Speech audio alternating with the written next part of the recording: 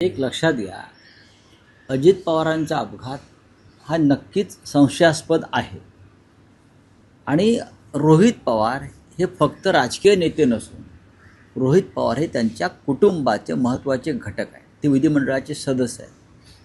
त्यांच्या कुटुंबातल्या लोकांना जर संशय असेल आणि सरकारच्या तपासावर विश्वास नसेल तर इतकं मोठं कुटुंब आहे, महत्त्वाचं आहे महाराष्ट्रातलं, देशातलं, त्यांनी जर स्वतंत्र एजन्सी मार्फत काही माहिती काढण्याचा प्रयत्न केला असेल तर त्याच्याकडे तुम्ही सकारात्मक दृष्टीनं पाहिलं पाहिजे. इतका मोठ्या नेत्याचा मृत्यू संशयास्पदरित्या होतो आणि कुटुंबाचा सरकारी तपास यंत्रणेवरती विश्वास नाही. माझ्या माहितीप्रमाणे अजित पवार यांच्या ज्या काही फाईल्स होत्या, ज्यासाठी ते भाजपात गेले, ती फाईल पुन्हा उघडण्यात आली होती त्यांच्या मृत्यूपूर्वी. खास करून जरंडेश्वर साखर कारखान्याचं कर्जाचा विषय होता.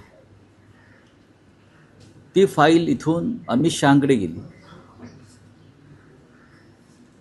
क्लोज करण्यासाठी, पण अमित शहाने त्याच्यावरती ही फाईल क्लोज करू नये असा निगेटिव्ह शेरा मारून पुन्हा महाराष्ट्रात पाठवलं. आणि त्यानंतर भाजपचे मंत्री बोलायला लागले, तुमची फाईल बंद झालेली नाही दादा. आणि मग दादा म्हणाले, तुमची फाईल आमच्याकडे आहे. इथून ती सुरुवात झाली. ज्या कारणासाठी अजित पवार हे भाजपाबरोबर गेले ते कारण संपलंच नाही.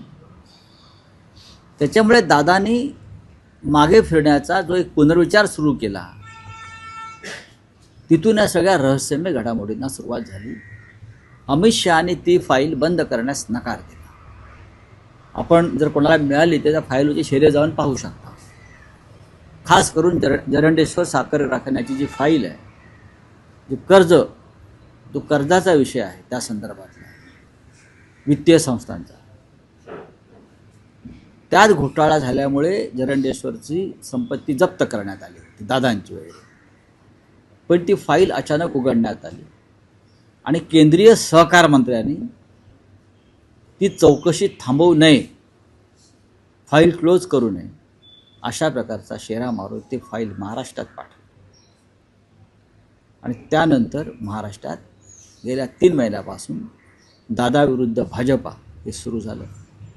आणि जर ज्या कारणासाठी मी आलो, सुरक्षा मागण्यासाठी, प्रोटेक्शन मागण्यासाठी, तेच मिळत नसेल तर इथे थांबायच्या कशा करता. त्यातून मग विलिनीकरणावरती आणि एकत्र येण्यावरती चर्चा सुरू झाली.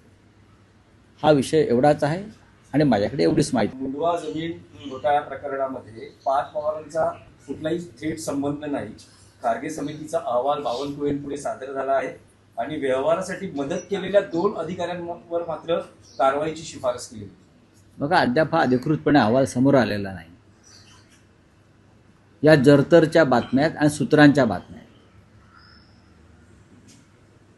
पण मोठ्या व्यक्तीचा दबाव असल्याशिवाय अशा प्रकारचे व्यवहार होत नसतात, एवढंच मी सांगू इच्छितो. जेव्हा पूर्ण अहवाल येईल तेव्हा आम्ही सांगू कायद्यापुढे सर्व समान आहेत की नाही. CEN न्यूज, देश प्रदेश की ताजा तरीन खबरों के लिए CEN न्यूज को सब्सक्राइब करें और रहें पल पल की खबर से हर पल बाखबर.